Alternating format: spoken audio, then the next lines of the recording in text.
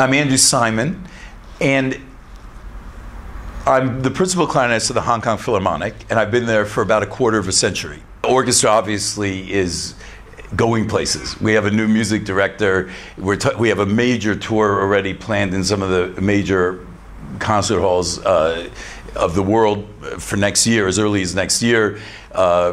If you hear the concerts, that some of them have been broadcast already, if you hear some of them under Jaap van Sweden, there's a lot of energy going on.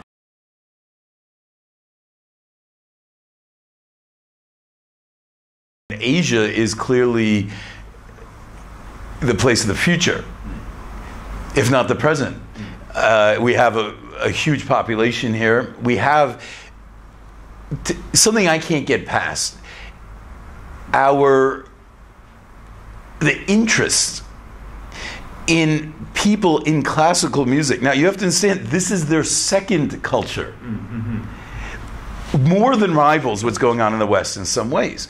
Examine the age group of the audiences here versus the age group of the audiences in the West.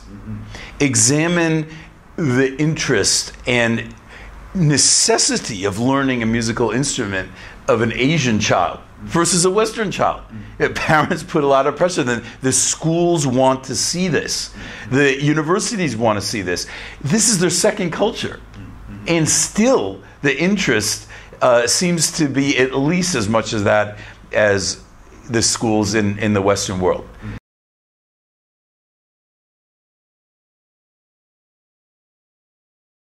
What makes a city a great city, an international city?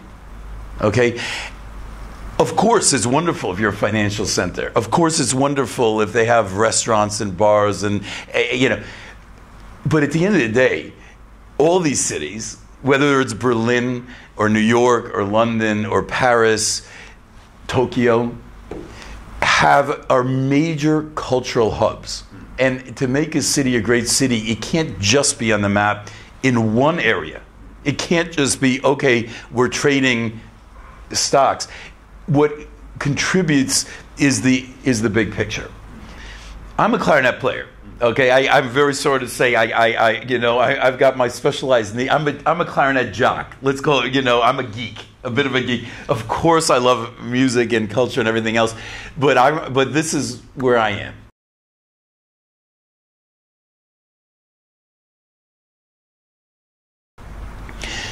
If I want to learn Weber, I need to think of him as an operatic composer. If I want to learn the clarinet, how to play the clarinet in a different way, I need to listen to singers.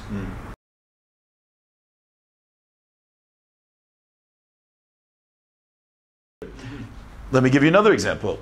Rossini. I've never played any instrumental works other than overtures in the orchestra. So, as either a member of the orchestra or soloist, the only way I can learn is by listening to his operas. But how are we going to learn how to play Rossini? How are we going to learn how to play Weber? It's our responsibility to listen to opera.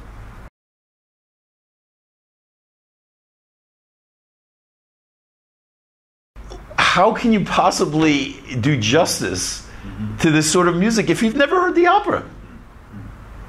It's compulsory. It's not optional.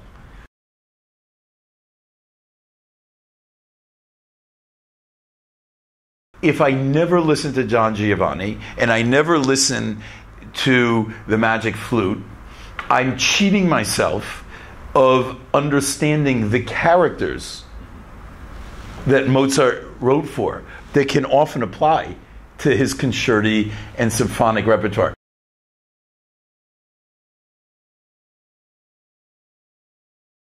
To listen to Mozart's symphony and never listen to his operas is not a complete education.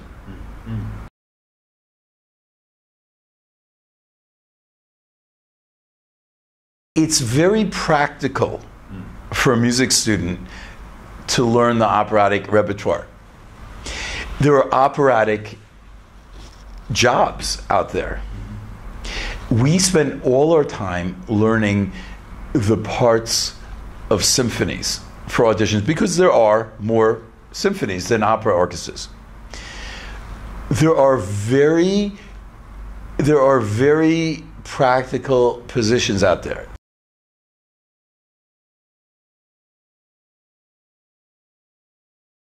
I had, of course, attended some operatic performances before, and some I enjoyed more than others, and yeah, but I would never call myself a major fan of opera. And when I went to the Met live on HD, they took someone that you would think actually has a leg up on the average person. I mean, through my training and experience, but I'm sorry, the uneducated audience member, me, and kept their integrity, but dumbed it down a little bit for me. They kept it, in other words, it wasn't, they didn't sacrifice anything musically, of course, but by giving me a little bit of background, a little bit of human interest, it piqued my interest tremendously. First of all, what goes into a production like the Met? You see very superficially some singers and an orchestra, and that's already a big deal. Let's talk about sets. Let's talk about makeup. Let's talk about the funny stories that the makeup guy can tell you about what Pavarotti did and everything.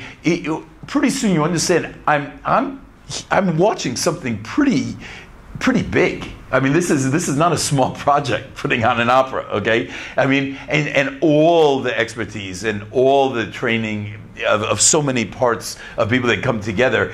That's one thing you learn. The second thing that I got out of it was something as simple as the close-ups. I now could see what good actors a lot of these great singers were. I could see the facial expressions. I appreciated the makeup artists. I no longer had to look at the subtitles like this and hurt my neck and see what's going on. The subtitles were there for me. It was affordable. Let's call a spade a spade. Okay, I wasn't spending $500 US dollars on a ticket. I was spending $20 or $30 on a ticket. And I could go more than once as a result. I could go for an entire season instead of just make it a special occasion. It became a friendly experience for me, an affordable experience for me, an educational experience for me. Mm-hmm. It turned me into an opera fanatic.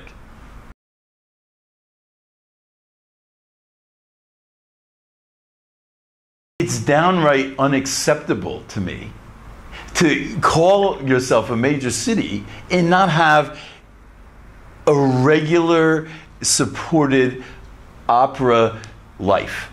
Now, we do have some in Hong Kong. I can't say we don't, and I'm very happy about it, and I hope it continues to grow. And then of course, we have the Art Festival, we have visiting opera companies, and that's great, okay? But it can't always be feast or famine. To watch a movie of an opera, from time to time in Hong Kong, and to ask for this as a bare minimum, it doesn't seem to be that much to ask. There's a value to it. And I'm saying that any society worth its salt that wants to compete on the international scale, okay, should not eliminate or make difficult, a basic introduction to the society of opera, an affordable, social, user-friendly, beginner-friendly method of introducing people to one of the world's great cultural institutions. And considering we have almost or very little options to it, it seems compulsory that the least we can do is not stand in the way of introducing this.